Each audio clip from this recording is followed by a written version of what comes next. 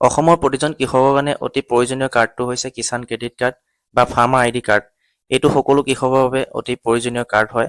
যদি আপোনালোকে কৰা নাই, এতিয়াই পঞ্জীয়ন কৰি লওক।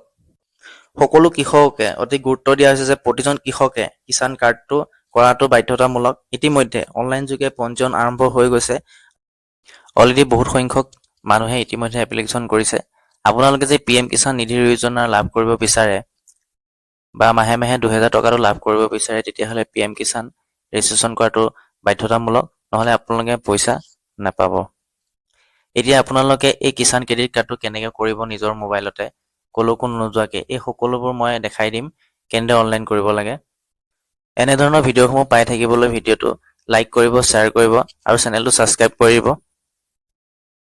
এতিয়া নিজৰ মোবাইলত যিকোনো এটা ব্ৰাউজাৰ অপেন কৰি পেলাই গুগলত চাৰ্চ কৰিব ফাৰ্মাৰ ৰেজিষ্ট্ৰেশ্যন বুলি। আপোনালোকে প্ৰথমে ৱেবছাইটটো দেখিব ফাৰ্মাৰ আছাম ফাৰ্মাৰ ৰেজিষ্টাৰ্ড। ইয়াত আপুনি ক্লিক কৰিব।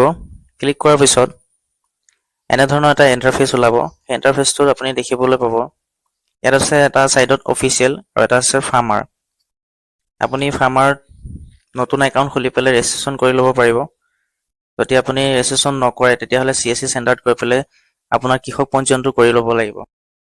যদিও আপুনি ফাৰ্মাৰ ৰেজিষ্ট্ৰেশ্যনৰ নতুন একাউণ্ট খোলে তেতিয়াও আপুনি ইয়াত ৰেজিষ্ট্ৰেশ্যন কৰিব নোৱাৰিব, CSCতে কৰিব লাগিব। সেয়েহে আপুনি ওচৰৰ CSC চেণ্টাৰত গৈ ফাৰ্মাৰ ৰেজিষ্ট্ৰেশ্যনটো কৰি ল'ব। যদি আপোনালোকৰ CSC ID থাকে তেনেহ'লে আপুনি নিজে কৰি ল'ব পাৰিব।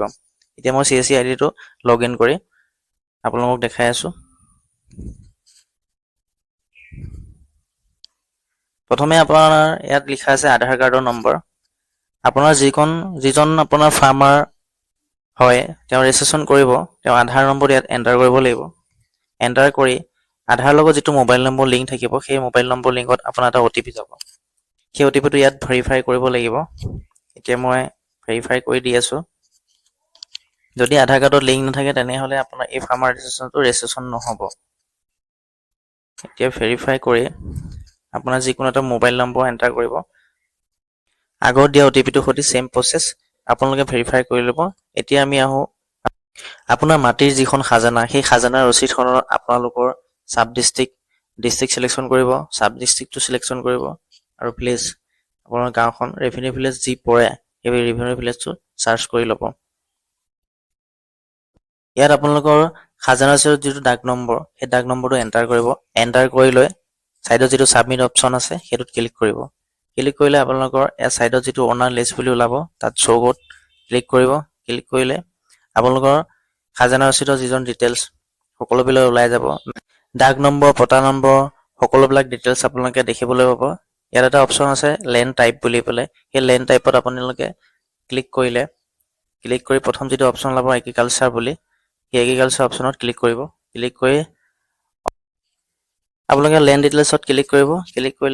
ক্লিক কৰাৰ পিছত আপোনালোকৰ চাব ডিষ্ট্ৰিক্ট ডাক নম্বৰ আৰু পটা নম্বৰ সকলোখিনি ওলাব।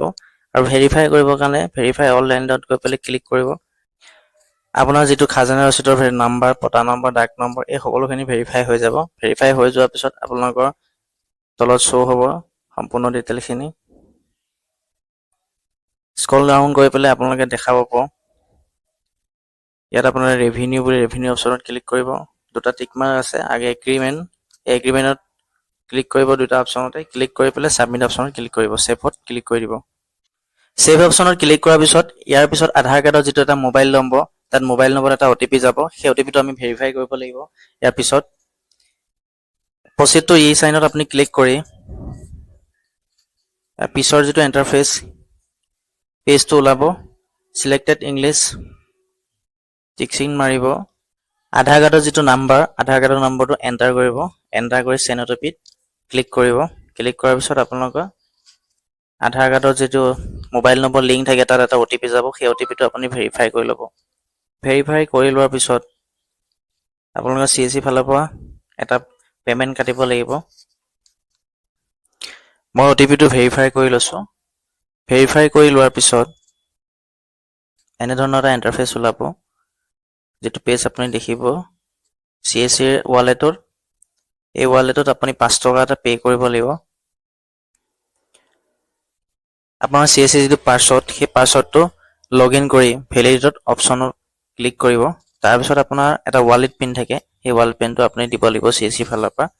CSC ফালৰ পৰা দি আপুনি পে অপশ্যনত ক্লিক কৰিলে আপোনাৰ যিটো 5 টকাটো সেই 5 টকাটো পেমেণ্ট ছাকচেছফুল হৈ যাব।